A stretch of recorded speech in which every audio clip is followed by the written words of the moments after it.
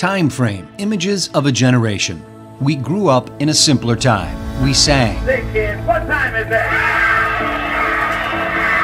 M-I-C-K-E-Y-M-O-U-S-E. We laughed. Hello, boy.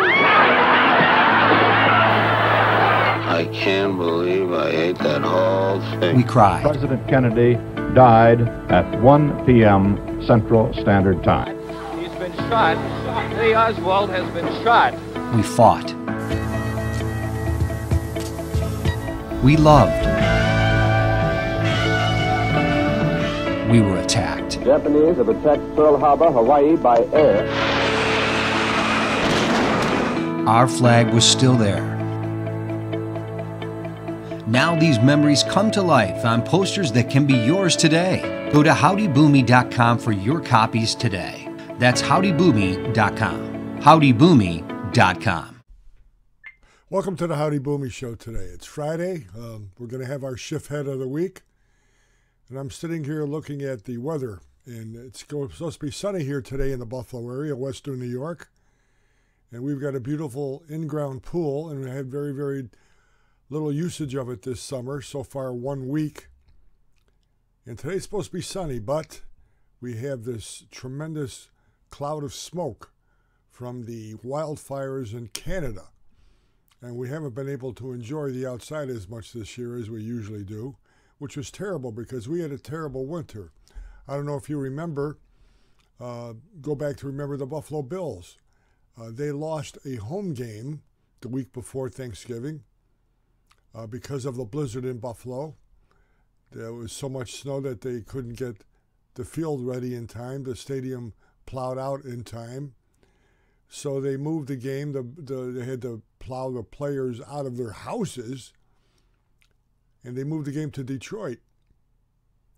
And following that, in December, at Christmas time, we had another blizzard here where I think almost 25 to 28 people died.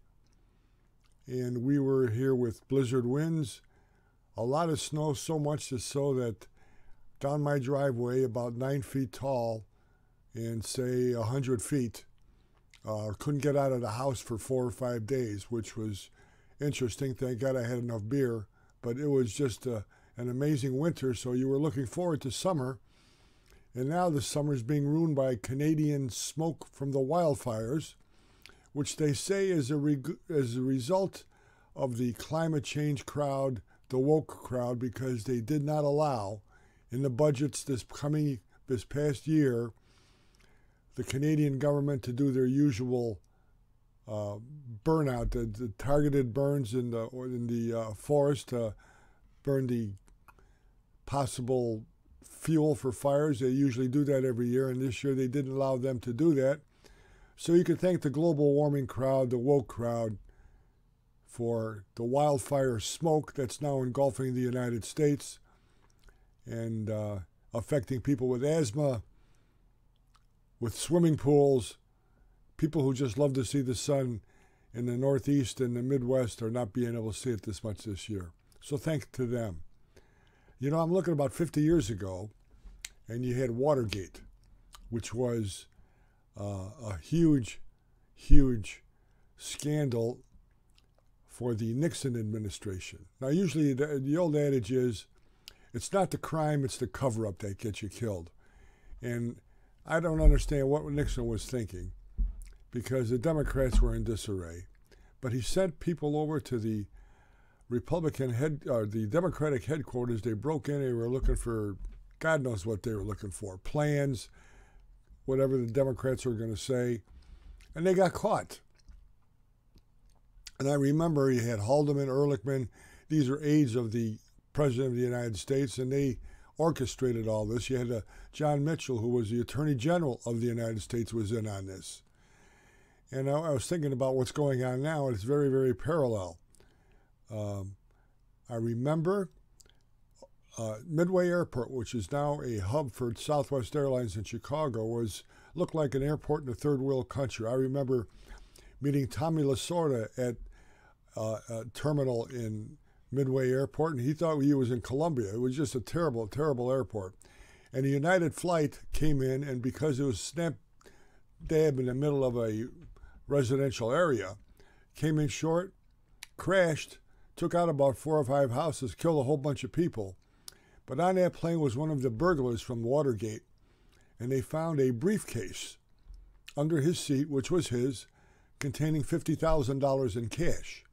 That began the investigation, which led to the downfall of the Nixon administration and what they were orchestrating and trying to do.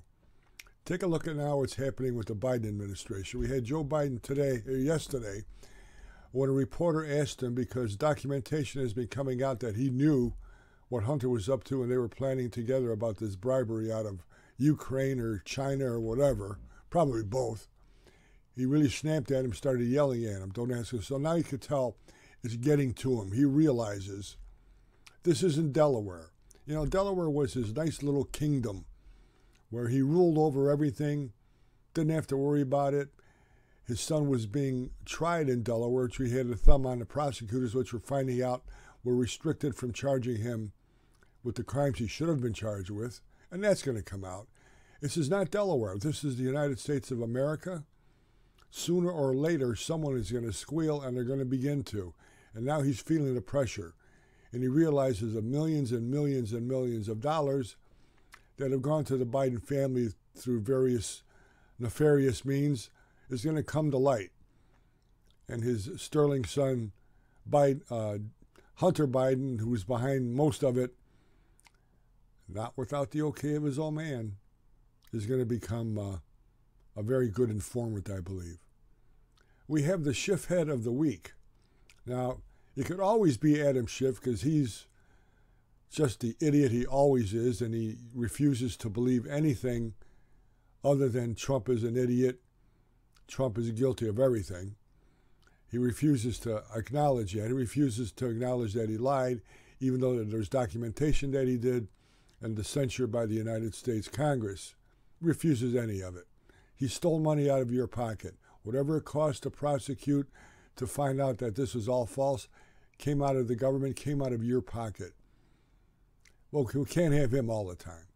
We could have Joe Biden all the time because he provides fodder for newspapers, for TV.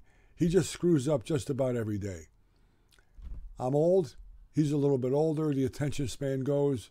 A lot of times you're wondering what the hell he's talking about. And you finally realize that he has no idea what's going on. And he's the president of the United States, so you wonder who the hell is running this country. Nobody I voted for. But I think the Schiffhead of the week has got to go to Alvin Bragg, who's the district attorney in the city of New York. First of all, he was weaponized and went after Trump. And that's more important to him than all the crime that's going on in New York City. He's letting criminals go. He could care less about crime in New York City.